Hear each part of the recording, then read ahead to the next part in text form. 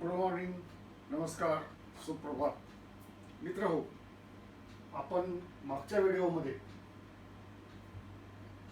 Chapter number 6 biomolecules हा सुरू केलेला आहे आणि त्याच्यामध्ये आपण लिपिड्सच्या संदर्भामध्ये डिस्कशन केलेलं आहे.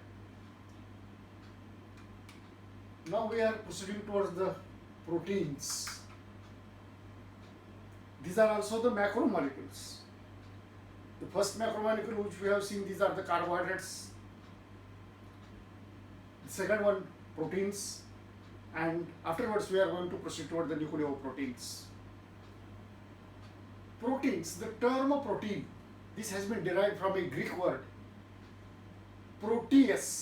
Proteus means the meaning, or proteus means the first or of prime importance, more importance. Protein term, it is derived from a Greek word proteus. Proteus meaning the first or prime importance. This term protein was suggested by Berzelius in the year 1830. Mulder adopted or used this term protein to explain the complex nitrogenous compounds, complex organic nitrogenous substances which are found in the plants and animals. Later on, after the Berzelius, Mulder adopted this term protein to explain the complex nitrogenous compounds which are present in the plants and animal cells. Then characteristics of proteins. Proteins are large molecules. These are macromolecules, just now I told you. They are containing 100 to 300 amino acids, a large number of amino acids. These amino acids, this is a one amino acid, this is the another amino acid. These amino acids are joined by means of a peptide bond. Such amino acids, these are called monomers. And these monomers, these are linked together by peptide bonds. There is formation of a chain known as polypeptide chain. In this chain, there are 100 to 300 amino acids. Proteins have high molecular weight. They are containing large number of amino acids. This is a polymer. That's why it has high molecular weight. In proteins, amino acids are linked together by peptide bonds which join the carboxylic group. This is a carboxylic group of one amino acid and amino group of other amino acid. Here peptide bond is formed by joining this carboxylic group of this amino acid and NH2 group or amino group of this amino acid, and there is formation of this peptide bond. A protein molecule consists of one or more polypeptide chains. This is a one chain. There may be one to many polypeptide chains in a protein molecule. Proteins can contain any or all the naturally occurring amino acids. There are 20 naturally occurring amino acids. These may be all the amino acids or few amino acids among them. So proteins are the macromolecules, larger molecules containing 100 to 3000 amino acids. Because of large number of amino acids, molecular weight is higher. All the amino acids are linked together by means of these peptide bonds. Amino group of one amino acid is linked with amino group of one amino acid is linked with the carboxylic group of the other amino acid. Protein molecule consists of one or many polypeptide chains, and proteins contain 20 naturally occurring amino acids or all the amino acids or few of them. Then structure of proteins. There are four types of structures: primary structure, secondary structure, tertiary structure, and quaternary structure. You see the primary structure of proteins. Protein molecule is formed by linear sequence of amino acids. These amino acids are linked together by peptide bonds, and there is formation of a linear sequence of these amino acids. Functional proteins have three-dimensional conformation. The sequence of amino acids, that is positional information, in a protein is obtained because of this primary structure. In the protein, which is the first amino acid, which is the last amino acid, this information is obtained. This is called as a primary structure. Primary structure consists of a linear sequence of amino acids. Functional proteins have three-dimensional conformation. The sequence of amino acid, that is positional information, is obtained from this primary structure. In this protein, which is the first amino acid, which is the last amino acid, this information is obtained. This is called as a primary structure. Protein is imaginated as a line. Protein, it is imaginated as a line. Left end is represented as a first amino acid and right is considered as a last amino acid. Protein molecule, it is imaginated as a line. The left end, this is considered as a first amino acid, and the right end, it is considered as a last amino acid. The first amino acid, this is called as N-terminal amino acid, and last amino acid is called as a C-terminal amino acid. It has only peptide bonds. In the primary structure, only peptide bonds are present. Protein, it is considered as a line, imaginated as a line. Left end is a first amino acid, right is a last amino acid. First amino acid is called as N-terminal amino acid, last is called as a C-terminal amino acid. It has only peptide bonds. This is the primary structure. Then you see this is the secondary structure. Here this is a sequence of amino acids. In some protein, this thread is folded in the form of a helix similar to staircase. Here this line or polypeptide chain, it is folded in the form of a helix similar to the staircase. Only some portions of the thread, protein thread, are arranged in the form of a helix. Some parts are arranged in the form of a helix. In a protein, only right-handed alpha helix or right-handed helix helices are present. Some proteins such as keratin of hair consists of polypeptide chain arranged like a spiral helix. In keratin of hair, this is a protein. In this case, this polypeptide chain is arranged like a spiral helix. Spiral configuration is held together by hydrogen bonds. Here, this spiral helix, spiral configuration, it is held by means of additional bonds. Peptide bonds are there, no doubt, but additional bonds, that is, there is formation of hydrogen bonds. Beta peptide, due to the formation of hydrogen bonds, peptide chains assume a secondary structure.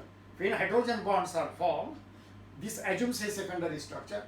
Beta plated sheets, these are the beta plated sheets, is the secondary structure formed due to the hydrogen bonds connecting the peptide chains. There are two peptide chains. These peptide chains are connected by means of hydrogen bonds. Here, two or more peptide chains are linked together by intermolecular hydrogen bonds. One chain, another chain, these are linked together by the formation of hydrogen bonds, and this is called as a secondary structure. In some proteins, thread is folded in the form of a helix, like a staircase. In some portions of the protein thread are arranged in the form of a helix. In a protein, only right-handed alpha helix is present. Some proteins, that is keratin of hair, consists of polypeptide chain arranged in a spiral helix. Spiral configuration is held together by means of formation of hydrogen bonds. Due to the formation of hydrogen bonds, peptide chains assume a secondary structure. Beta plated sheets, this is a beta plated sheets. It is the secondary structure. In these secondary structures, different two or more chains, these are held together by the formation of hydrogen bonds. Then tertiary structure. You can see here, long chain is folded upon itself. This is a long chain. This is folded upon itself like a hollow woolen ball, giving rise to a tertiary structure. Here, this single chain, it is folded upon itself. There is formation of a ball-like structure. This is called as a tertiary structure. It is determined by R groups. It is a three-dimensional shape of the protein, that is myoglobin, hemoglobin of muscles and enzymes. Peptide chains are much looped. There is formation of loops. These are twisted. These are folded back upon the itself due to the formation of disulfide bonds. In the tertiary structure, peptide bonds are present, then hydrogen bonds are present, and disulfide bonds are present. Peptide chains are much looped. There is formation of loops. There is a twisting. There is a folding on themselves due to the formation of disulfide bonds. Here three bonds are present. It is necessary for biological activities. This tertiary structure, it is a very important for biological activities. It is the most stable. Sometimes in the examination, a question may be asked, which is the most stable structure of proteins? That is a tertiary structure of proteins. It has peptide bonds, hydrogen bonds, just now I told you, disulfide bonds and ionic bonds. So these are different bonds are present. Then quaternary structure. In the quaternary structure, there are one to few, or in this case, 4 subunits are present. This is a one tertiary structure.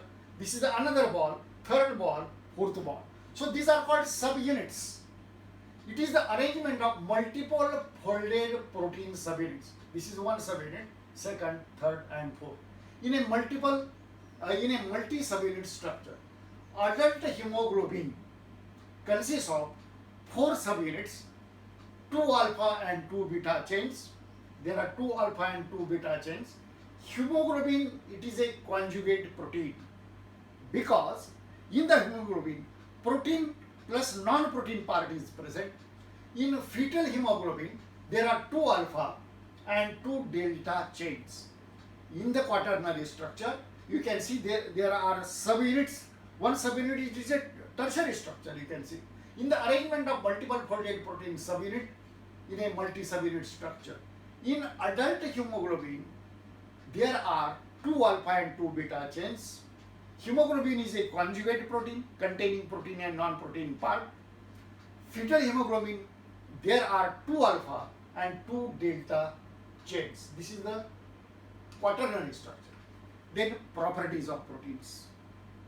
Proteins are extremely reactive and highly specific in nature. These are reactive and specific in nature. They are amphoteric in nature. They act as both acids and bases. They are having characters of acids and characters of bases. Behavior of proteins is strongly influenced by pH. pH, depending upon the pH, behavior of proteins depends. Proteins are dipolar ions at isoelectric point, means the sum of positive ions equal to the sum of negative ions. Proteins are dipolar ions at isoelectric points, that is sum of positive ions, sum of positive charges and negative charges, these are equal, so net charge is 0. The ionic groups of proteins are contributed by side chains of polyvalent amino acids. These are the properties of proteins. These are extremely reactive and highly specific. Amphoteric in nature, showing acidic and basic properties. Behavior of protein is strongly influenced by pH.